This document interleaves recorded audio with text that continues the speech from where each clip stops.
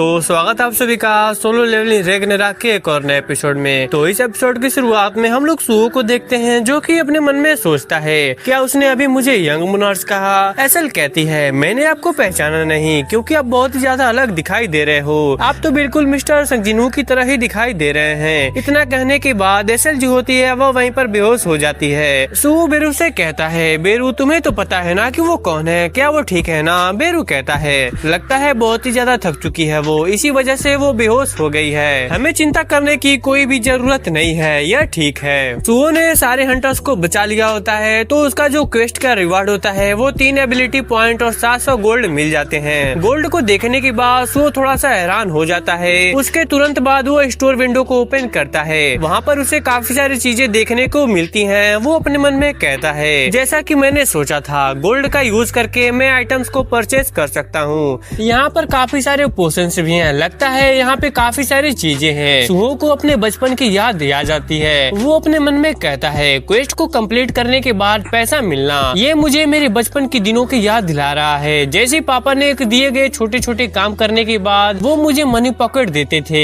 वैसे सोचा जाए तो आखिर ये सिस्टम भी तो मेरे पापा ने ही मुझे दिया है। सुहो ने लो ग्रेड हीलिंग पोशन को परचेज किया था। इसको ड्रिंक करने के बाद धीरे धीरे सुहो का जो एसपी होता है वो 500 तक बढ़ जाता है। जब इस पोशन को इन्वेंट्री में रख दिया जाएगा तो सुहो इसे किसी और के साथ शेयर नहीं कर सकता। यह देखने के बाद सुहो इसे डायरेक्टली इन्वेंट्री में नहीं डालता, वो इसे एसल को पिलाने के बारे में सोचता है। हालांकि उसे पता नहीं है कि ये काम करेगा या फिर नहीं, लेकिन वो इसे एसल को पिला देता है और ये काम कर जाता है। एसल रिकवर होने लगती है। यह देख के बेरू सुहो से कहता है यंग मोनार्च मुझे यकीन नहीं हो रहा कि आप एक यूजलेस डीमन के लिए गोल्ड को बर्बाद कर रहे हो। सुहो कहता है मैं इसे ऐसे ही नहीं छोड़ सकता, चलो पहले शैडो डंजन में इसे लेकर चले। ब्रोकी हमने जितने भी डीमंस को हराया है उनके लाशों को भी तुम शैडो डंजन में लेकर जाओ। शैडो डंजन को ओपन किया जाता है, सब वहाँ पर निकल पड़ते हैं। सुहो एक डेमन की स्वॉर्ड को ले लेता है। बेरू सुहो से कहता है यंग मोनार्च आप शैडो डंजन में नहीं जाने वाले। सुहो कहता है मुझे अभी भी कुछ काम करना है। सुहो मिस्ट बन के पास आता है और वो कहता है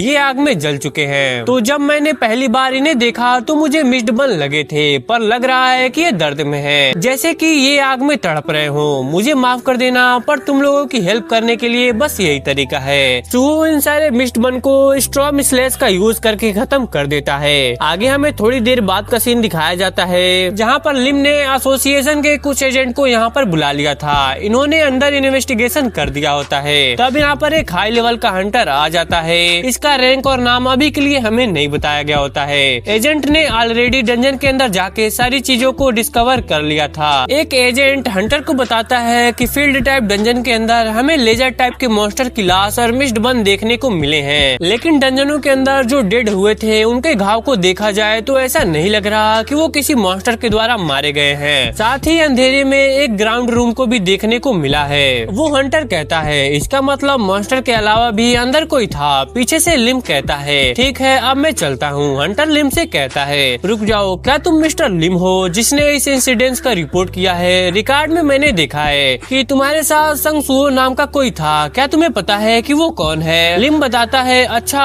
वो तो मेरा जूनियर है जो मेरी हेल्प करने के लिए आया था। हंटर पूछता है तो फिर अब वो कहाँ पर है? लिम बताता है मेरे साथ डंजन में बाहर आने के बाद वो छुपने के लिए सेफ जगह पर चला गया। ये शर्मनाक है, पर हम जैसे ई रंग के हंटर एसोसिएशन से हेल्प मांगने के अलावा कुछ भी नहीं कर सकते। हंटर कहता है एक ई रैंक का जितना कर सकता है उसके हिसाब से तुमने काफी ज्यादा अच्छा डिसीजन लिया है। आगे हंटर एजेंट को और भी छानबीन करने के लिए कहता है। मिस्टर लिम अपने मन में कहता है यकीनन जिसने लोगों को बचाया वो सुहो ही है। पता नहीं सुहो अपनी रैंक को क्यों छुपा रहा है, पर मुझे इतना यकीन है कि यह कुछ बुरे लोगों के लिए नहीं है। जब तक वह खुद से ही नहीं बताएगा मैं वेट कर लूंगा। आगे हमें शैडो डंजन में दिखाया जाता है जहाँ पर एसल जागी होती है। सुहो ने एसल को जिनू के बारे में बता दिया होता है कि वो आउटर स्पेस के गॉड के साथ लड़ने के लिए अर्थ से बाहर है। इसके बाद बेरू एसल से कहता है हमारे किंग ने मुझे यहाँ पर यंग मोनार्च की सील को रिलीज करने के लिए भेजा था, पर यंग मोनार्च तो अद्भुत है, उन्होंने अपने आप ही सील को रिलीज कर दिया था। सुहो एसल से कहता है अच्छा तो तुम्हारा नाम एसल है, क्या हम पहले भी मिले हैं? एसल बताती है हाँ हम पहले ट्यूटोरियल में मिले थे, आपने कहा था कि आप मुझे पहचान गए हैं, क्या आप मुझे भूल गए? सुहो मन में कहता है पता नहीं किसी कारण से मेरी पुरानी यादें धुंधली हो गई हैं। सुहो याद करने की कोशिश करता है और उसे याद आता है कि वो एसल को 100वें फ्लोर पर मिला था। वो कहता है, अरे हाँ, तुम तो वही हो ना जिसने मुझे देखते ही सरेंडर कर दिया था। यह सुन के बेरू कहता है, क्या?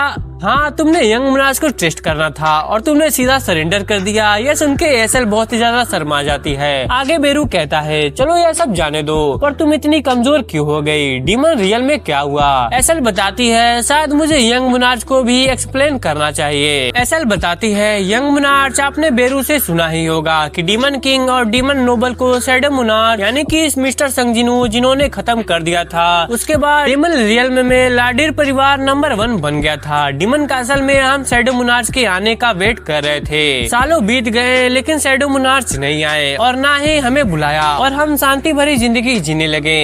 लेकिन प्रॉब्लम आधे साल पहले शुरू हुई। एक मैजिक पावर जिसे स्टार डस्ट से जाना जाता था वो डीमन के बीच डिस्ट्रीब्यूट शुरू हो गया। स्टार डस्ट सुनने के बाद वो थोड़ा सा हैरान हो जाता है क्योंकि ये उसने डीमन के मुंह से भी सुना था। आगे एसल बताती है, हालांकि ये जो स्टार डस्ट है वो हाई रैंक के डीमन जो मैजिक पावर के साथ होते हैं उनको उतना ज्यादा इफेक्ट नहीं करता, लेकिन जब लो रैंक के डीमन इसे यूज करते हैं तो बिना किसी कीमत चुकाए उनकी मैजिक पावर बहुत ही ज्यादा बढ़ जाती है।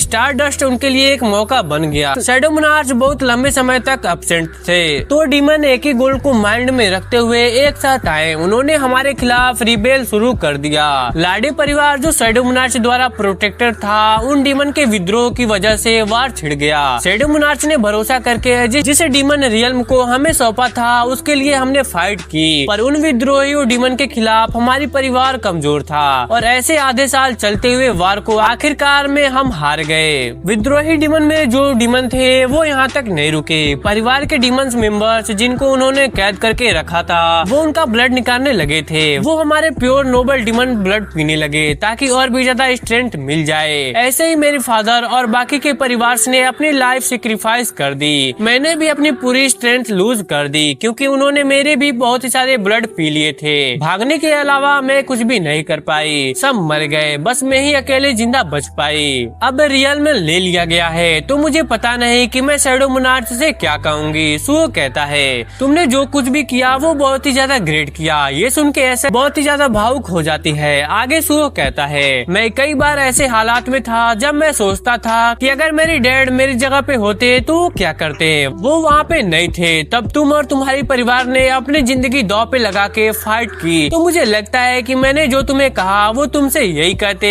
और मुझे तुम्हारा शुक्रगुजार भी होना चाहिए। मेरे डैड के लिए तुम आखिर तक फाइट की। मैं जितनी हो सके उतनी तुम्हारी हेल्प करूँगा। एसल, चलो एक साथ मिलके तुम्हारे परिवार को रिवाइव करते हैं। ये सुन के एसल को नॉस्टैल्जिया फील हो जाता है। उसके आंखों में से आंसू आने लगते हैं। वो सुहो से कहती है, यंग मुनार्च, मेरे परिवार का नाम लाडीर है। आगे सुहो को एक मैसेज आता है कि प्योर ब्लड डीमन की लास्ट सर्वाइवर एसल अपना थैंक्स आपसे एक्सप्रेस कर रही है। क्या आप व्हाइट फ्लैग मुनार्च की वारिस को अपना टीममेट रिक्रूट करेंगे? एंड इसी के साथ हमारा जो यह एपिसोड होता है वह यहीं पर खत्म हो जाता है। तो कमेंट बॉक्स में जरूर बताना कि तुम्हें जो यह एपिसोड है वो कैसा लगा। तो चलो मिलते हैं अगले किसी और नए एपिसोड के साथ, तब तक के लिए सायोनारा।